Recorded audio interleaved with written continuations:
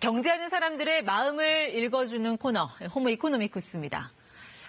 이야기나 사진을 공유하고 또 생활에 도움되는 정보도 찾아보는 소셜 네트워크 서비스, SNS 많이들 하시죠? 그런데 요즘 유명인 누구누구의 SNS 계정이 해킹됐다더라, 이런 소식들이 자주 들립니다. 이게 나라고 예외일까? 어떻게 또 대비를 해야 되나 불안한 마음도 드는데요. IT 이슈를 쉽고 재밌게 풀어주시는 분이죠. 한국인사이트 연구소 김덕진 부소장 나오셨습니다. 어서 오세요. 네, 안녕하세요. 반갑습니다. SNS 업계 강자하면 여전히 지금도 이제 트위터 많이 떠올리시잖아요. 네, 그렇죠. 자, 그런데 어떻게 보면 예전보다 좀 줄었다고도 할 수 있지만 10대들이나 아니면 정치인들이 자신의 메시지를 쓰는 이 SNS 중에서 트위터를 좀 많이 사용하고 있죠. 자, 여기서 초유의 해킹 사건이 벌어졌어요. 그것도 아주 세계적인 명사들을 골라서 공격을 했더라고요. 네, 맞습니다. 누가 해킹됐는지 보시면 놀랄 건데요. 뒤에도 나오는 것처럼 우리가 알고 있는 유명인사들이 거의 다 있습니다.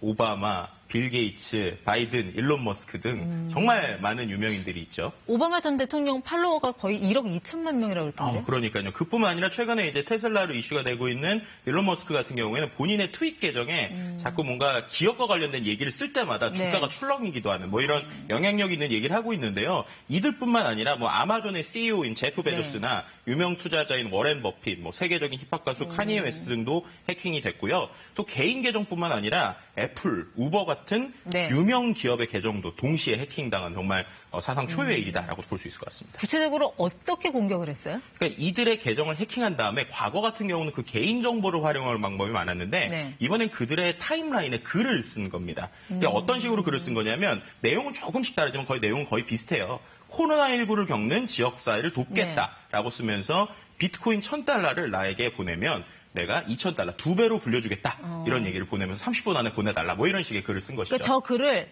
지금 본다면 이제 오바마가 쓴 것처럼 보이게끔 그렇게 했다는 맞습니다. 거죠? 네, 저게 이제 오바마뿐만 아니라 다른 사람의 계정에도 평상시에 글을 쓰는 패턴을 비슷하게 쓰다 보니까 일반인이 볼 때는 이거 진짜인가 아닌가 헷갈리면서도 또 하나의 이벤트인가? 라고 생각할 수 있게 글을 썼다라고 볼 수 있습니다. 그러니까 이제 단기간에 2배 수익 내주겠다. 어떻게 보면 그런 글을 좀 다소 뜬금없는 글을 올린 거잖아요. 그렇죠. 그래도 일반 팔로워들 입장에서는 이게 무슨 일이지 하면서 클릭을 해봤을 수도 있을 것 같아요. 네, 실제로 한 300명 정도가 우리나라 돈 한 1억 3,200만 원 정도를 송금을 했습니다. 비트코인으로요.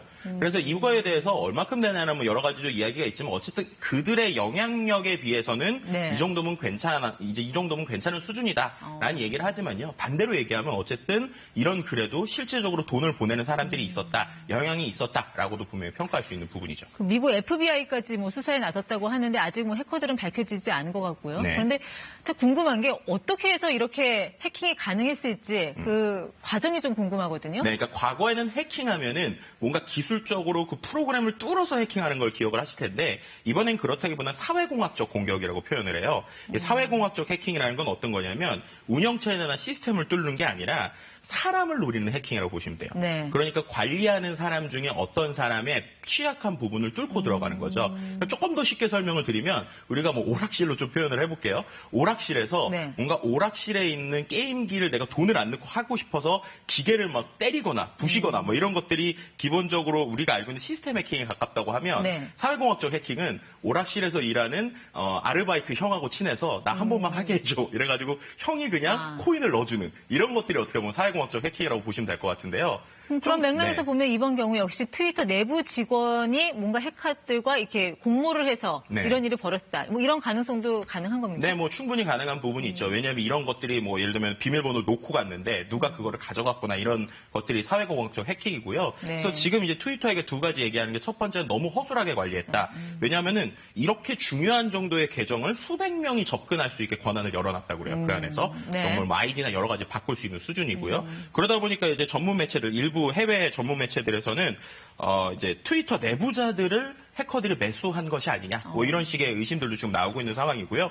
계속 조사 중이긴 하지만 어쨌든 이런 의심들도 있는 상황입니다. 여러 추측들이 나오는데 어쨌든 트위터로서는 굉장히 이미지를 구긴 셈이 됐어요. 그렇죠. 지난해에는 그 최고 경영자 계정도 해킹이 됐었죠. 네, 맞습니다. 실제로 해킹이 된 최고 경영자의 그 아이디에도 이런 글들을 썼다면 나치를 옹호하는. 그러니까 결국에는 메시지를 계속 쓰기 위해서 이런 해킹들이 일어나고 있다는 게 이제 과거랑 좀 달라졌다고 볼 수 있을 것 같습니다. 사실 트위터 제일 잘 활용하시는 분은 트럼프 대통령이잖아요. 그렇죠. 뭐 같은 뜻이라고도 볼 수 있을 것 같은데. 이분은 안 당했나요? 그러니까 이분 같은 경우는 이제 너무 궁금증이 많으니까 뉴욕타임즈에서 이걸 취재를 했어요. 그랬더니 이미 2017년 11월에 이 트위터 계정이 이제 트럼프의 트위터 계정이 잠깐 해킹이 당한 적이 있다고 합니다. 그래서 그 이후에 그것에 좀 강력하게 보완을 요청했고, 네. 그래서 이번엔 해킹되지 않았다. 뭐 이런 얘기들이 나오고 있는 근데 상황입니다. 사실 이게 미국만의 일이라고 볼 수가 없는 게 최근에 국내 연예인들도 내 SNS 계정 해킹당했어요. 팔로잉 끊어주세요. 이렇게 호소하는 글을 올리는 사례가 몇 번 있었거든요. 네, 맞습니다. 특히나 국내에서 인스타그램을 중심으로 움직이고 있는데요. 예를 들면은 뭐 가수이자 탤런트인 한선아 씨 같은 경우가 네. 본인의 인스타그램이 해킹당했다는 글을 올렸어요. 그래서 기존에 있던 계정이 해킹당했기 때문에 네. 팔로우를 다 끊어주십시오. 2차 피해가 발생할 수 있습니다. 뭐 이런 이야기들도 했고요. 뭐 또 독일 출신 방송인인 다니엘 린데만 씨 역시도 해킹을 당했다. 그래서 어떻게 당했는지 봤더니 쪽지에 네. 저작권 침해가 발생했다라는 글이 왔고 그 링크를 눌러봤다고 그래요. 그랬더니 이제 해킹 당했다라는 것이죠. 그러면 네. 일반 그 팔로워들 입장에서 저 링크를 보고 눌렀다. 그러면 저한테 어떤 일이 벌어지는 거예요? 일단 링크를 누르게 되면요. 뭐 여러 가지 패턴이 있지만 제일 대표적인 게 로그인을 다시 하라는 화면이 나옵니다. 네. 근데 그게 이제 알고 보면 인스타그램 공식이 아닌 거예요. 그래서 거기에 제가 아이디어 비밀번호를 넣는 순간 비밀번호가 탈취되고 그리고 탈취된 비밀번호를 가지고 그들이 계정을 잠궈놓고 그다음 협박을 하는 거죠. 이 계정 살리고 네. 싶으면 나에게 돈을 얼마를 달래라든지 그리고 나서 만약에 그거를 협박을 안 넣는다라고 하면은 친구들한테 비슷한 쪽지를 계속 보내면서 2차 네. 피해를 만드는 이런 방식으로 이루어지고 있다라고 설명드릴 수 있을 것 같습니다. 그러면 결국 이제 의심 가는 링크는 열어보지 않는 게 상책이겠네요. 네, 이게 어떻게 보면 최근에 가장 큰 피해 사례로 나오는 스미싱하고도 비슷한 것 네. 같아요.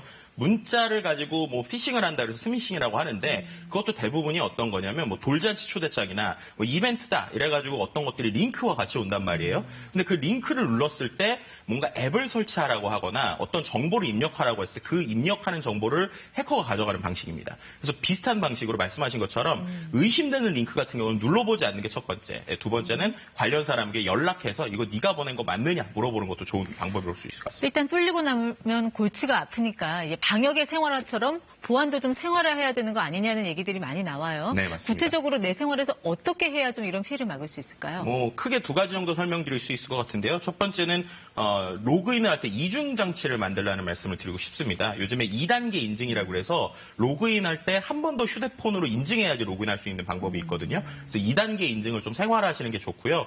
두 번째는 아이디나 비밀번호를 불편하시더라도 네. 사이트마다 조금씩 다르게 설정하시는 게 하나의 사이트가 뚫렸을 때 다른 사이트까지 영향을 받지 않는 가장 기본적인 방법이다라고 설명을 드릴 수 있을 것 같습니다. 일단 예방적 조치는 그렇게 설명을 들었고 만약에 사후에 그러니까 네. 자 페북과 뭐 트위터 같은 거 계정 뚫렸습니다라고 통보를 받았을 때 그 이후에는 제가 할 수 있는 방법이 뭐가 있을까요? 지금 상황에서는 그렇게 많지는 않습니다. 예를 들면 제가 해킹을 당했다는 거를 서비스 관리자에게 이메일을 주는 방법이 있고요. 두 번째는 혹시 경제적 피해가 발생했다라고 하면 통신이나 카드사에 연락해서 정지시키는 방법이 제일 좋을 것 같습니다.